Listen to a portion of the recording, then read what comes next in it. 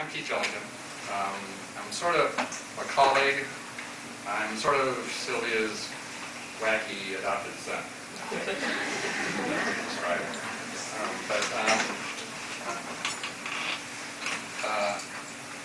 Sylvia, I miss you. I don't know what it is, but I just miss you terribly. I just miss your love of life, your smile, your laughter, I miss the way you carried yourself, the way she just was with dignity, with grace. And I also miss Sylvia when we tried to learn how to cha-cha at Romero's parties. We always had to dance at Romero's parties. She and I would try to get out there and dance a cha-cha, and it just didn't work. Well, what comes to mind when I think of Sylvia? Someone who was born with a gift. She was born with a gift. She was born with a gift and instinctively know how to teach. I came to teaching from another profession, and she was sort of, I look at her and I go, how do you do this? This is difficult. And it just came so natural. Some teachers was born that way, and I think Sylvia was born to be a teacher. Know how to teach, how to lead, how to have an impact on a child's life. She just knew that. Quiet, gentle, and her grace in a graceful way. How to write a lesson plan. How to write a lesson plan. We are part of her lesson plan right now. I think this is part of it. She wrote the lesson on how to do this. Why we're here today, to celebrate her life. And this was part of what I think she probably had in mind. Exactly as she planned, how we enjoyed it. What else? Oh, I think she's the most organized person I've ever met. Most organized person, and that's not one of my strengths. But you walk into her classroom, and boy, everything was in it where it should be. Where it should be. This should be here. This should be here. Nothing was out of place. And again, I'm not real good at that.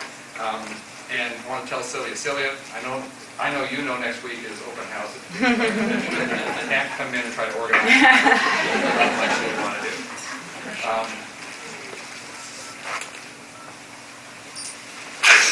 And she demanded that organization for the kids.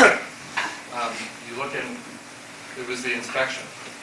Every book had to be in place in the desk.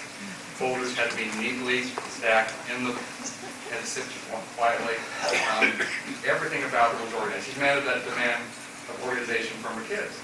And I have to tell this little story about organization and about one of her kids. And I think Janet probably remembers this, one of her students, Ferran Romero, right kid.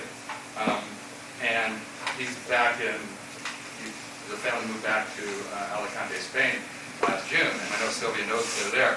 And he's doing very well. And I called him up last week sometime. I said, Ferran, what do you remember about Sylvia? Well, Mr. Duncan, he still calls me Mr. Duncan. I remember that she gave me a 1.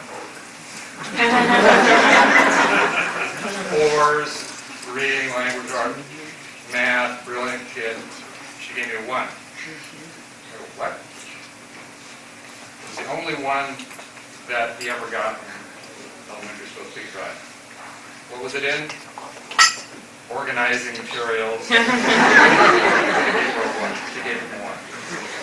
That's pretty cool.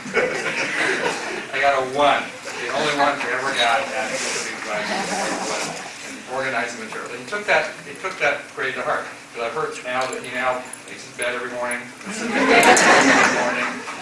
writes down his homework. So it wasn't lost on him that we wanted he needs to be a little more organized. I think that's probably because of what he got on as far as the grades from Sylvia. But he's doing well. He's doing well.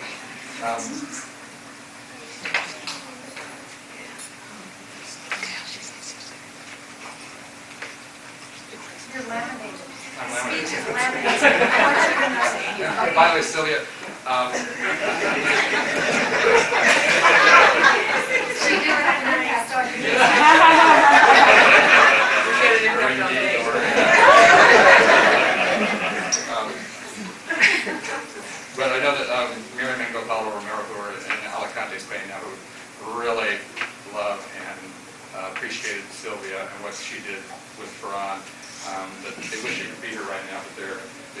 and their wishes, and Sylvia, you'll always be in their hearts with them. But I think Sylvia taught us something. Teaching is a great gift.